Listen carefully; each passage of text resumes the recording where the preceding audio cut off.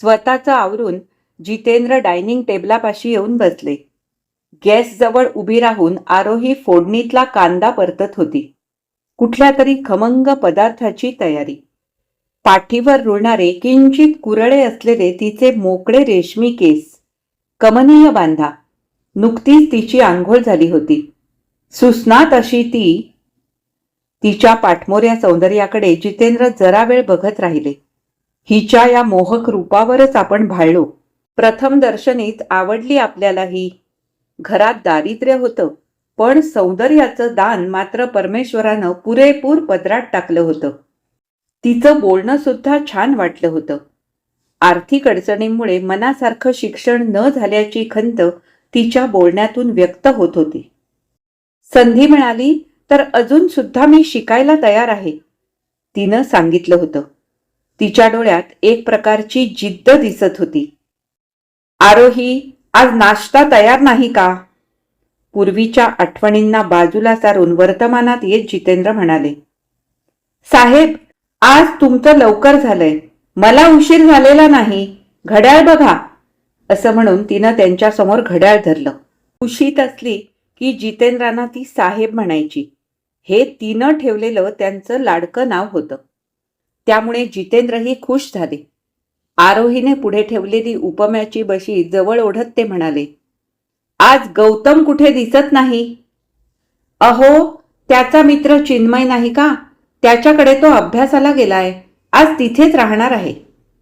अगं, मग तू घे ना माझ्याबरोबर. आण तुझी बशी. तुमची घाई संपू दे, मग मी निवांतपणे घेईन. चहा तयार आहे, तो गाळते, असं म्हणून आरोही चहा गाळायला लागली. उपमा छान झालाय हं. चहा पिता पिता जितेंद्रांनी पावती दिली आणि ते उठलेच. जायचंय, महत्वाचं काम आहे, केसांवरून कंगवा फिरवता फिरवता ते म्हणाले. तेवढ्यात बेल वाजली. कोण आलं बाई आत्ता, असं मनाशी म्हणतच आरोहीने दार उघडलं. तर दारात पोलीस. मी अनंत जाधव. मी कृष्णकांत कुलकर्णी. त्यांनी त्यांची नावं सांगितली आणि मग विचारलं. जितेंद्र पंडित आहेत का? हो आहेत ना, पण काय काम आहे तुमचं? आणि तुम्ही आत या ना. ते दोघं पोलीस आत आले आणि सोफ्यावर बसले. हॉलचं निरीक्षण करायला लागले. भारी भारी वस्तूंची सगळीकडे रेलचेल असलेला हॉल. 5च मिनिटात जितेंद्र बाहेर आले. जितेंद्र पंडित आपणच ना? हो, मीच. सॉरी, आम्ही तुम्हाला अटक करायला आलो आहोत. आमच्याकडे पकड वॉरंट आहे. अहो, पण हे सगळं कशाबद्दल? तिथे उभ्या असलेल्या आरोहीने विचारलं आणि जितेंद्रकडे पाहिलं. त्यांच्या चेहऱ्यावरही ठळक प्रश्नचिन्ह. मिस्टर पंडित, कामशेतला तुमचं जुनं घर आहे. घरापासून काही अंतरावर 2 गुंठे जमीन आहे. हो बरोबर, छोटंसं शेत आहे ते माझं. तिथे मी आलटून पालटून पिकं घेतो. सध्या तिथे काय आहे? भुईमुग. आम्हाला ते माहीत आहे, त्याबद्दल नाही विचारायचं आम्हाला. दुसरीच माहिती. कसली माहिती हवी आहे तुम्हाला? त्या भुईमुगांच्या रोपांच्या मध्ये मध्ये काय आहे? अहो, त्या भुईमुगांच्या रोपांच्या मध्ये काय असणार आहे? मॅडम, आम्ही साहेबांना प्रश्न विचारतोय, ते उत्तर देऊ देत. बोला पंडित, असं म्हणून पोलिसांनी जितेंद्रांकडे बघितलं. त्यांचा चेहरा पांढरा फटक पडला होता. मॅडम, तुम्हाला माहिती नसेल, नवरे अशा गोष्टी बायकांना कधी सांगत नाहीत, पण आम्ही सांगतो तुम्हाला सगळं. हां, ऐका. कामशेतला तुमच्या शेतात भुईमुग आहे. रोपे चांगली तयार झाली आहेत आणि त्या रोपांच्या मध्ये मध्ये तुमच्या मिस्टरांनी गांजाच्या झाडांची लागवड केली आहे. ते चोरून गांजाची विक्री करतात असं आम्हाला कळलं. एका फोनमुळे हे उघड झालं. आम्ही प्रत्यक्ष तिथे जाऊन खात्री करून घेतली आणि मगच इकडे आलो. जितेंद्र आणि आरोही दोघंही काहीच बोलू शकले नाहीत. हा सगळा प्रकारच अनपेक्षित होता. असं काही होईल असं त्यांना वाटलं नव्हतं. मग ते पोलीसच पुन्हा बोलायला लागले. मिस्टर पंडित, गांजाच्या विक्रीला कायद्याने बंदी आहे आणि हे बेकायदा कृत्य तुम्ही गेली काही वर्षे करत आहात. गांजा विकून तुम्ही बरेच पैसे कमावलेत. तुमचा हा वेल फर्निश्ड फ्लॅट याचं बोलकं उदाहरण आहे. एक सामान्य नोकरदार माणसाचा फ्लॅट असा असूच शकत नाही. या कारणासाठी आम्ही तुम्हाला अटक करत आहोत. आमच्याकडे पकड वॉरंट आहेच. अहो, जितेंद्र काहीतरी बोलायचा प्रयत्न करत होते, पण तुम्हाला काय सांगायचं असेल ते कोर्टात सांगा, असं म्हणून पोलिसांनी त्यांना दारात उभ्या असलेल्या त्यांच्या गाडीकडे खेचलं. जितेंद्रांनी एकदाच आरोहीकडे बघितलं. नंतर ते निमूटपणे पोलिसांबरोबर निघून गेले. लांब लांब जाणाऱ्या पोलीस गाडीकडे आरोही नुसतीच बघत उभी राहिली. आज गौतम चिन्मयकडे गेलाय ते बरंच आहे. बाबांना अशा अवस्थेत त्याला बघवलं नसतं. तिच्या मनात आलं, ह्यांना आता पोलीस कस्टडीत ठेवतील. लवकरात लवकर जामीन मिळवून त्यांची सुटका केली पाहिजे. कोण बरं तयार होईल? कोणीही होईल. एवढा काही हा गंभीर गुन्हा नाही. ती विचार करायला लागली. नंतर तिला जाणवलं की हॉलच्या दाराशी आपण अजून उभ्याच आहोत. मग ती आत आली आणि खुर्चीवर बसली. डोळ्यात जमा झालेलं पाणी तिनं पदराच्या टोकानं हळूच पुसलं, पण ते पुन्हा जमा झालं. अश्रू टपाटपा यायला लागले. अश्रूंच्या पाऊल वाटेवरून ती मागे मागेच पळायला लागली. पळता पळता एका जुन्या वाड्यापाशी येऊन थांबली. त्याच्यावर मोठ्या अक्षरात नाव कोरलं होतं, यमुना निवास. वाड्याचे मालक होते दादासाहेब देशपांडे. 8-10 बिराडांना सामावून घेतलेला तो चौसोपी ऐस-पैस वाडा. पाठीमागच्या बाजूला नळाजवळच्या 2 खोल्यांमध्ये आरोहीचं बिराड. आई बाबा, आरोही आणि तिच्या 3 बहिणी. भाऊ नव्हता तिला, आणि हे दुःख तिच्या आईबाबांनी आयुष्यभर कुरवाळलं. बहिणींच्यात आरोही मोठी. दिसायलाही सगळ्यात तीच चांगली होती. तिच्या पाठची बहीण तिच्या एवढी आकर्षक नसली तरी दिसायला बरी होती. त्यानंतरच्या दोघी मात्र अगदीच सामान्य होत्या. बघणारे गमतीने म्हणायचे, दिसण्याच्या बाबतीत इथे उतरता क्रमच आहे. घरात आतल्या खोलीत असलेल्या भिंतीवर छोटा आरसा टांगलेला होता. आरोही त्याच्यात आपला चेहरा न्याहाळत राहायची. तसं करताना मनाशीच म्हणायची, माझ्या सौंदर्याची कदर करणारा पैसेवाला नवरा मला हवा. त्याने माझी हौस मौस पुरवायला हवी. तिचं हे स्वप्न तिच्या आईला समजलं तेव्हा आई थोडी रागावली. म्हणाली, गरिबांनी अशी स्वप्न सुद्धा बघू नयेत.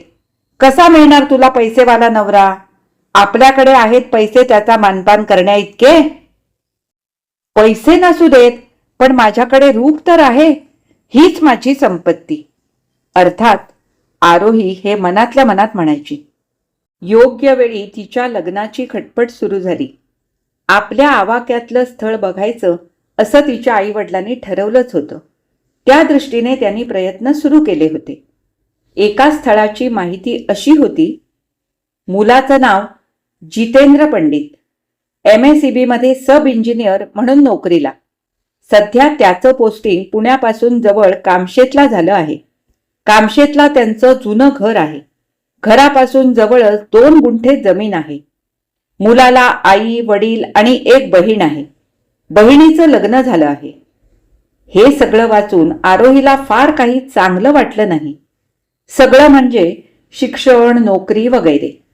शिवाय आई वडील तिथेच, त्याच घरात. आरोहीच्या आईबाबांना मात्र ती सगळी माहिती चांगली वाटली होती. आरोहीसाठी प्रयत्न करून बघायला हरकत नाही. योग असेल तर झटक्यात लग्न ठरून जाईल, बाबा एके दिवशी आईला म्हणत होते. आरोहीने ते ऐकलं, पण तेव्हा तिच्या मनात स्वप्न वगैरे काही उमलली नाहीत. पण जितेंद्रांना बघितल्यावर मात्र तिचं मन फुलून आलं. किती उमदे दिसत होते जितेंद्र. उंच नीच, हसतमुख, फेंट निळा टी-शर्ट त्यांच्या अंगात होता. तो त्यांना अगदी शोभून दिसत होता. सिनेमातल्या एखाद्या हिरोसारखे दिसत होते जितेंद्र. त्यांनाही आरोही पसंत असल्याचं जाणवत होतं. लग्न ठरल्यावर ते एकदाच भेटायला आले होते. तिला घेऊन कामशेतला गेले होते. तिनं घर बघितलं. घराजवळ असलेलं छोटं शेत बघितलं. इथे राहायला तुला आवडेल ना? जितेंद्रने भावुकपणे त्यावेळी विचारलं होतं. तेव्हा आरोहीनं मानेनच होकार दिला होता. पण तेव्हाच ती मनातल्या मनात म्हणत होती, जास्त दिवस इथं राहायचंच नाही. सासू सासऱ्यांजवळ कशाला राहायचं? पुण्याला पळ काढायचा. एखादी बऱ्यापैकी जागा घ्यायची. त्यासाठी पैसे लागतील, ते कसे उभे करायचे याचा विचार करायला हवा. काय बाईसाहेब, कुठे तंद्री लागली? जितेंद्रांनी विचारलं आणि ती भानावर आली. लग्न साध्या पद्धतीने पार पडलं. एका गणपतीच्या देवळात, अगदी मोजक्या मंडळींच्या उपस्थितीत. कामशेतच्या संसारात तिचं कुठलं स्वप्न पूर्ण झालं नाही. गरिबीतला संसार. ना चांगलं चुंगलं जेवायला, ना नाटक सिनेमा. घरात सासू सासऱ्यांची कटकट. आरोही कायम त्रासलेली असायची. रात्री जितेंद्र तिच्या सौंदर्याचं कौतुक करायचे तेव्हा तिच्या मनात यायचं, सौंदर्याचं अस्त्र वापरून आपण काहीतरी केलं पाहिजे. श्रीमंती म्हणजे काय हे आपण जवळून बघितलं पाहिजे. आई, एकटीच बसलीस?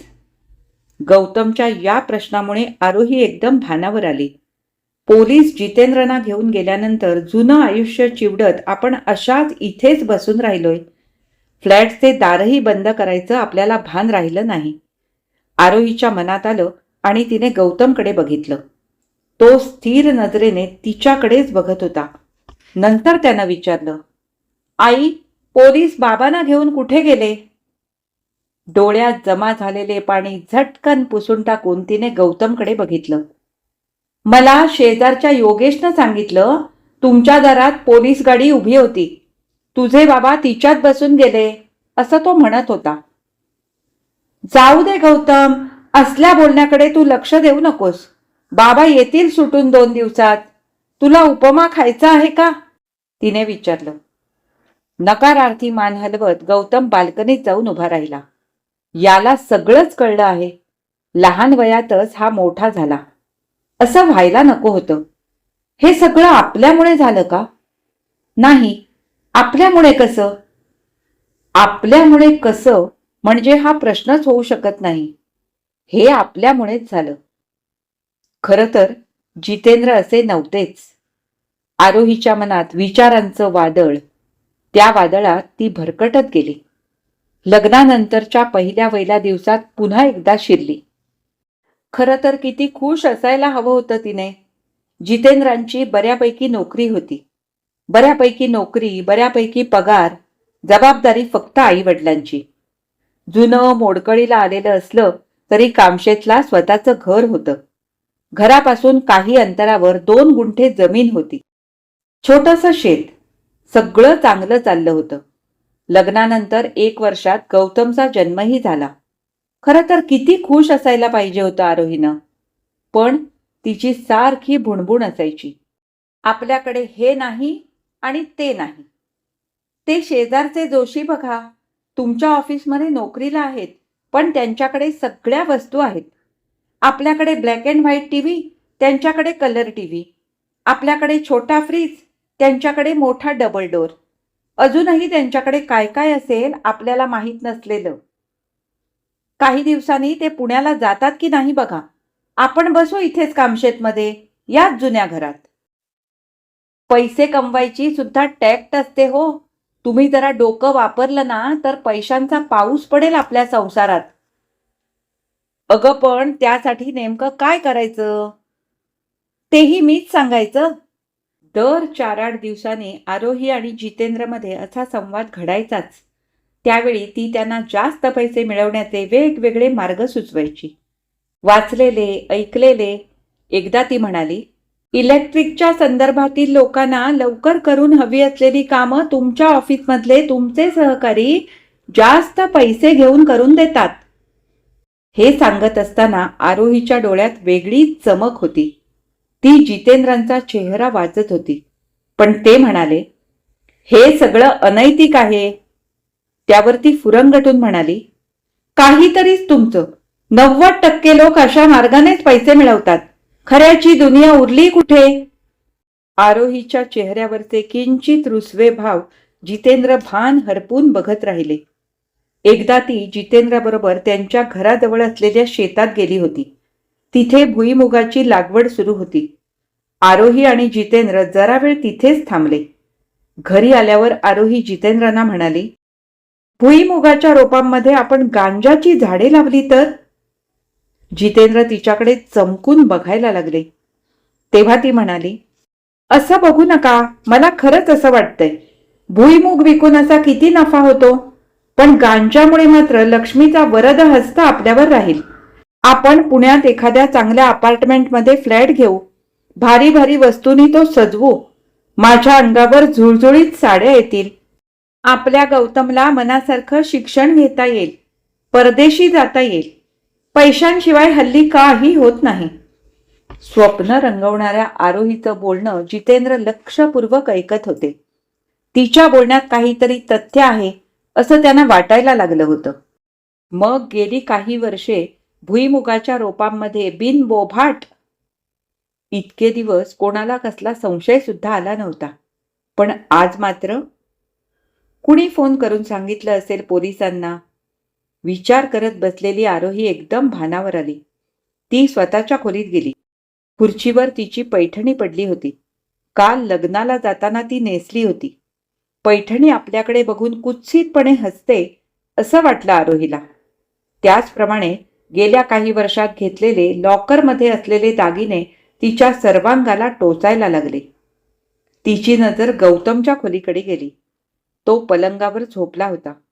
त्याच्या जवळ जाऊन तिनं बघितलं. त्याला खूप त्रास झाल्याचे त्याच्या चेहऱ्यावरून दिसत होतं. गौतमला इतका त्रास झाला, जितेंद्रांना अटक झाली, हे सगळं आपल्यामुळे झालं. आपल्या जबरदस्त महत्वाकांक्षेचे ते बळी आहेत. आपण जर अशा वागलो नसतो तर आजचा हा प्रसंग घडलाच नसता.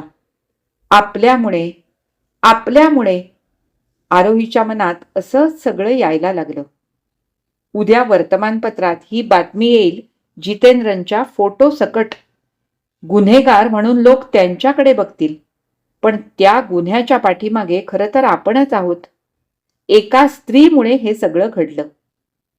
विचार करता करता आरोही इथपर्यंत आली आणि तिला एकदम लहानपणी वाचलेली वाल्या कोळ्याची गोष्ट आठवली. बायका मुलांसाठी चोऱ्या माऱ्या करणारा वाल्या कोळी तिच्या डोळ्यांसमोर उभा ठाकला आणि पापाचा अर्धा वाटा घ्यायला नकार देणारी त्याची बायकोही तिला दिसायला लागली. जरा वेळ ती बायको दिसत राहिली. नंतर तिच्या जागी तिला स्वतःची छबी दिसायला लागली आणि तिच्या एकदम मनात आलं, आपण नाही हिच्यासारखं वागायचं. पोलिसांना भिवून आपण दूर नाही पळायचं. आपण पापाचा अर्धा वाटा स्वीकारायचा.